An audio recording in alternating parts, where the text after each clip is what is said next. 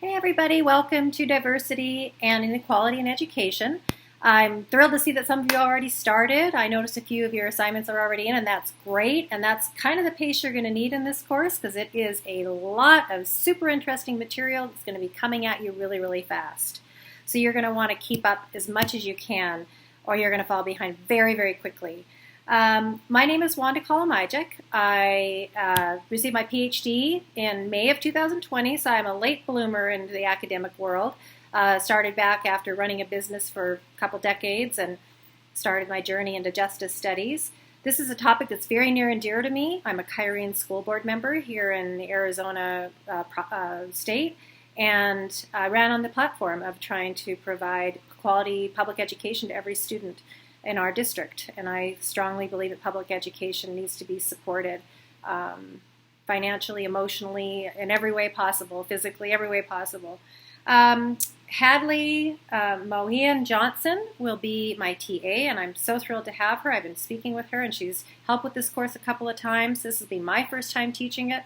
It's a little bit unusual for me because in this case it's been completely created by another instructor and kind of handed to me at the very last minute. I haven't been able to create my own lectures. It just isn't time. But I will be giving you feedback, creating videos like this, or doing announcements, writing announcements, something just to sort of give feedback in general on how things are going. As I may have mentioned, we have 200 students in this course, which is an absurd amount. I'm used to having far less than that and being able to really dive in deep with my students. In terms of being able to help them more on one-on-one. And that's going to be tough, but I am available to you. I love meeting with my students, so please don't hesitate if you're struggling or have questions to email me. We can meet up on Zoom or have a phone call or whatever you need. I'm going to try to support you as best I can. You may have to be a little bit patient with the grading with 200 students. I'm sure Hadley's going to be a fantastic asset to me. I know she will be, but it's still just a lot of students. This course has a literacy writing component, ironically, on top of it with 200 students.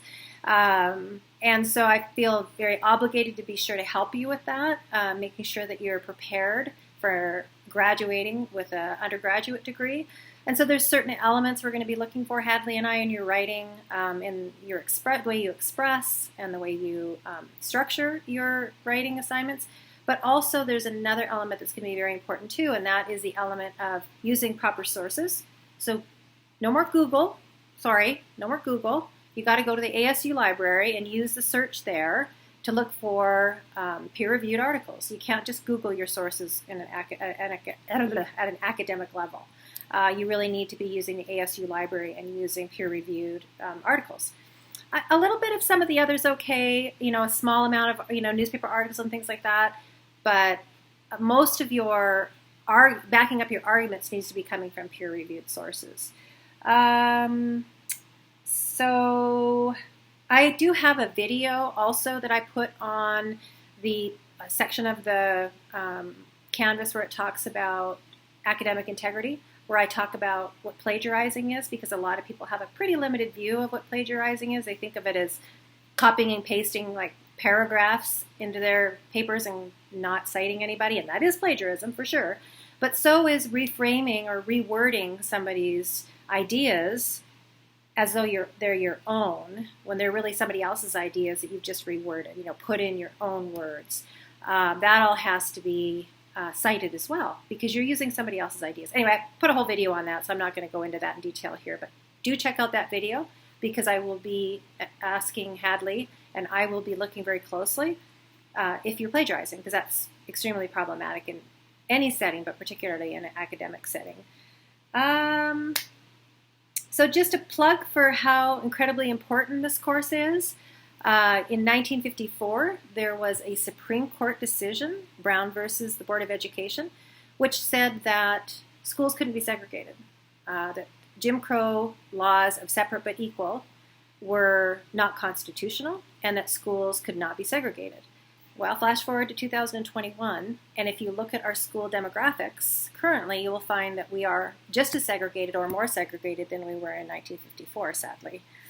And they're segregated through class lines, but also through racial lines as well.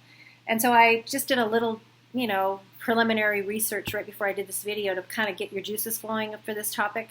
The National Center for Educational Statistics, and I just pulled a couple statistics on there to back up my claim that the schools are just as segregated now as they were in 1954.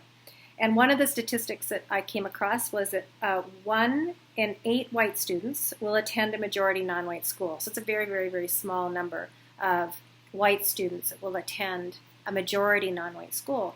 But if you flip it, 69% of black children are going to school with mostly white children. So we're seeing this disparity there. If we talk about high poverty schools, 31% of white students attend a high poverty school, which is a big percentage.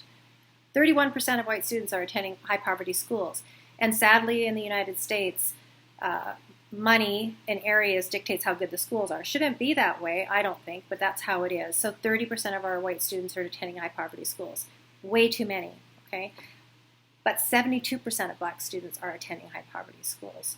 So again, the impact of that. If we are talking about, the idea of the American dream and pulling yourself up by your bootstraps, and education as being the one foundational way to start off on the right path, and we're seeing these disparities in terms of access to education, which I am just giving you a couple, throwing out there statistics, and we'll be going into deep dives in this class.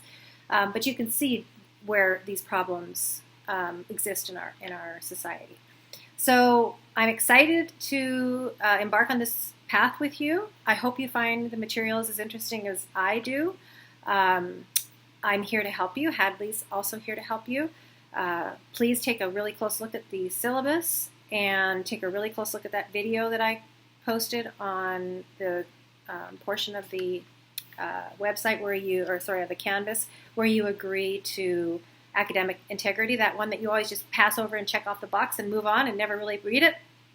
You really ought to read it and watch the video, because you may find yourself in trouble with me on your writing, possibly, if you don't understand what I'm looking for. So anyway, I'm looking forward to the semester and looking forward to get to know y'all as well as I can with 200 students online. And let's get started.